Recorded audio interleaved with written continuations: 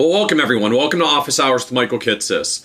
So with the news that not only has Donald Trump won the election for the White House, but Republicans now have a clean sweep of the Senate and the House of Representatives, lots of questions about what policy is going to look like going forward out of Washington. But certainly for us as financial advisors, the question that's coming up immediately is about the likely fate of the DoL fiduciary rule. So I thought I would tackle this head on this morning. So first and foremost, it's important to recognize how the DoL fiduciary rule happened. So the Department of Labor is under the executive branch, under the president, and the DoL fiduciary rule was pushed forward as an explicit priority from the White House, from President Obama. You may even recall there was a brief point where Labor Secretary Perez was actually acknowledged as a potential running mate for Hillary Clinton. So because this was driven by executive branch and the Democrats, or I shouldn't say because, but not surprisingly, objections to the rule were pretty consistently split on party lines throughout. Republicans strongly objected to it. Democrats generally affirmed it, or at least were not willing to fight the White House on the issue. And so as long as President Obama was in the White House, Republicans didn't have enough votes to override a presidential veto, so there was no way to legislatively block the Department of Labor's actions. Now, however, with Donald Trump winning the presidency and Republicans having a clean sweep of the House of Representatives and the Senate, obviously the landscape has shifted. And so now it really raises the question. If we had all these proposals from Congress in the past to kill the DoL fiduciary rule, and now Republicans have a clean sweep of Congress, does that mean DoL fiduciary is toast? So there are a few things to recognize that really actually have to happen in order for the DoL fiduciary rule to get unwound. First and foremost, recognize the DoL fiduciary rule is a done deal, at least as far as regulations go. The enforcement date isn't until next April 10th, when you have to actually do all the compliance with the rules. But the rule itself was made final as an official Department of Labor regulation this past April. And that's really important because it means that President Trump really actually can't just arbitrarily undo the rule at this point by executive action. It's a published Department of Labor regulation. Now, if the Department of Labor wants to change it, that requires a new rulemaking process. And we've seen how long it takes. Remember, the current version of the DoL fiduciary rule started in 2010. It took almost 6 years to make the rule. And even then, anti-fiduciary opponents have sued the DoL, in part claiming that it was a hasty rule because it got done in just 6 years and didn't sufficiently consider the issues. So if President Trump comes in and wants to kill the rule through executive action or try to substantively change it, he'd actually have the same problem. So if he just came in and changed the regulations, the fiduciary side could sue the Department of Labor for an inappropriate and hasty rule. And frankly, they could probably win if President Trump did it too quickly. There actually are plenty of court cases out there that successfully overturn changes in government regulations where government acts too hastily.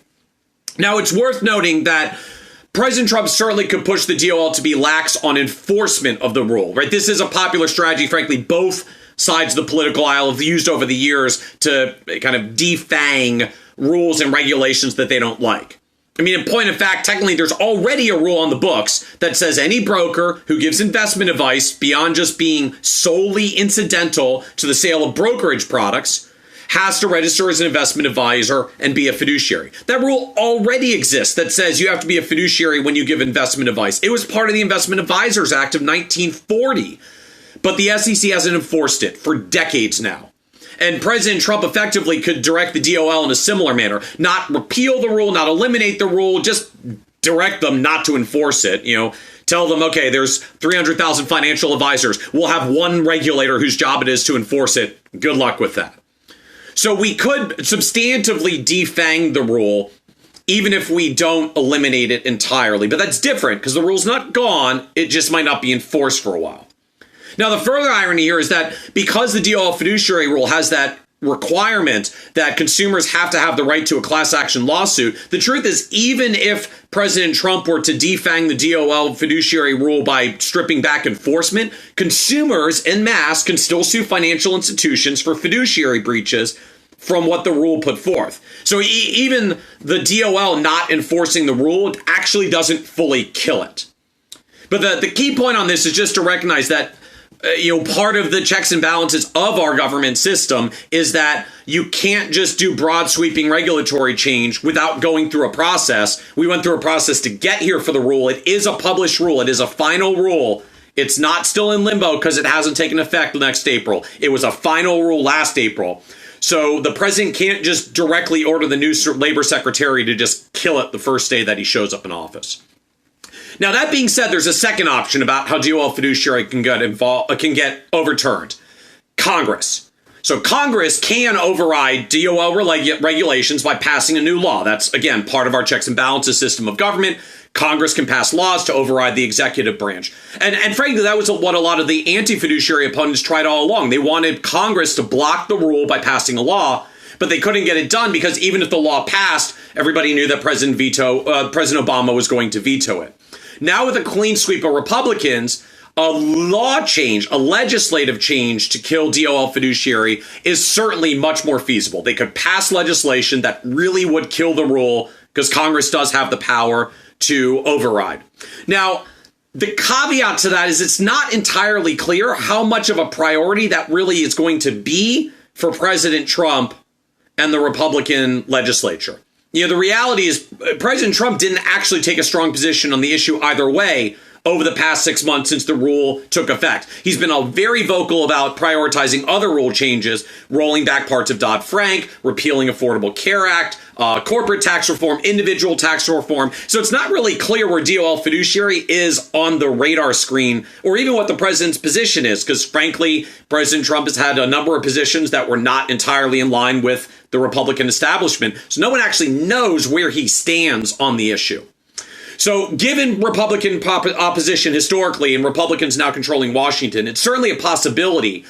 And I'm sure some of the lobbyists that fought the fiduciary rule all along are already creating their plans to make a lobbying push for the new Congress to take this up when they first meet in January. But there's a lot on President Trump's plate. And so it's really not clear whether this gets done anytime really soon. And that actually matters because even if there's a clear legislative potential to kill the rule, it's still not entirely clear it's going to happen when we get there. And the reason is that so many major firms have begun to enact the changes it would take to comply with the rule. Technically, at this point, if you're a broker-dealer firm that's been out ahead on this rule and is more ready to comply than the rest of your competition, you actually want the rule to go through and stay because it helps your competitive position. So with some pretty big firms like Merrill Lynch and Commonwealth Financial already stepping forward to say they're ready to comply and they're going to strip out all commissions and be level fee fiduciaries and all retirement accounts, technically from a competitive marketplace perspective, they want the rule to stay at this point. Which means the lobbying environment around DoL Fiduciary is going to be very different in 2017 than it was in 2016 and 2015. Because now there are going to be some major firms that will actually support the rule and want it to stay. Because even if it's a tough transition for them, if it's harder for everyone else, it's still a win for them to keep the rule that's on the books. So while there may be lobbyists that push Republicans to enact a law that stops the rule, there are at least going to be more lobbyists than last time that actually push for it to stay.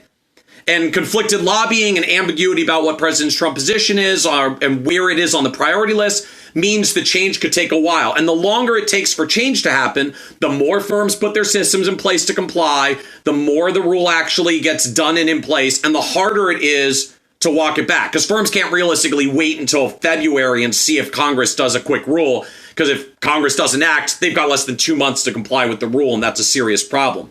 But by the time all the changes are made, who wants to eliminate a rule after you put all the money into building the systems and the structure and the oversight in order to handle it? So my gut is that the reality is the rule actually is probably still going to stick around. I really don't think it's going to get repealed. I can't state unequivocally it's not. Republicans can. It's been certainly a political hot potato issue. But I would not automatically assume that the rule is actually going to get repealed just because the Republicans won. Just given where we actually are in the timing, the implementation, the fact that it is an official regulation on the books, so it would require an act of Congress for a hasty fix. And Congress has a lot of stuff that they are talking about doing, and DoL Fiduciary is not necessarily high on the list. Now, that being said, the rule was so unpopular with Republicans, I cannot imagine it's going to remain exactly as is going forward. But my gut is that we're not going to see the rule eliminated. we're going to see the rule get gutted. We're going to see some of the tough line items get killed. And I think the number one thing that you probably will see change in the DoL fiduciary rule is that the industry is going to lobby Congress to kill that class action lawsuit provision and get it out of the rule and allow all financial institutions to bind people to arbitration, which is what the industry has always done for decades now. They're going to get everything back to arbitration. So that eliminates the risk of a major class action lawsuit. And that means the DoL fiduciary rule can stay because now it's actually not nearly as threatening to financial institutions. It's still out there. They still have to at least deal with it in arbitration, but they can deal with that small scenarios, one advisor at a time. It doesn't pose the same kind of institutional risk to the firm that class action lawsuits do. Now, unfortunately, for those of us who advocate on the fiduciary side, that does undermine the rule, right? It brings down the threat of enforcement, no threat in courts. Republicans are not likely to enforce the rule aggressively, to say the least. But the bottom line is that I really would still not be banking on a total elimination of the fiduciary rule here, even with the Republicans sweeping Washington. It is a possibility, but don't underestimate how far the industry has already been changing to come along with the rules. Given that it is an official regulation, it does have a looming implementation date, which is not actually that far out. We may just be a little bit too far along now, which means the most politically feasible path is just going to be eliminating some line items, defanging the DoL fiduciary rule so it's less threatening and has fewer financial consequences for financial institutions that violate it. But what that means is you still need to be preparing to follow the rule. I really do think it's an odds-on bet that it sticks around in some form. Even if the class action lawsuit provision gets eliminated, you, as the individual advisor, you don't even want to lose an arbitration case for breach of fiduciary duty. So my gut is we're still going to find that the rule sticks around. It's going to get watered down, but not necessarily repealed. So I hope that helps a little as food for thought around taking in all of these election results. This is Office Hours with Michael Kitces, normally 1 p.m. East Coast time on Tuesdays, but I thought this was an issue too important not to tackle first thing Wednesday morning here after Election Day. Thanks for joining us today and have a great day, everyone.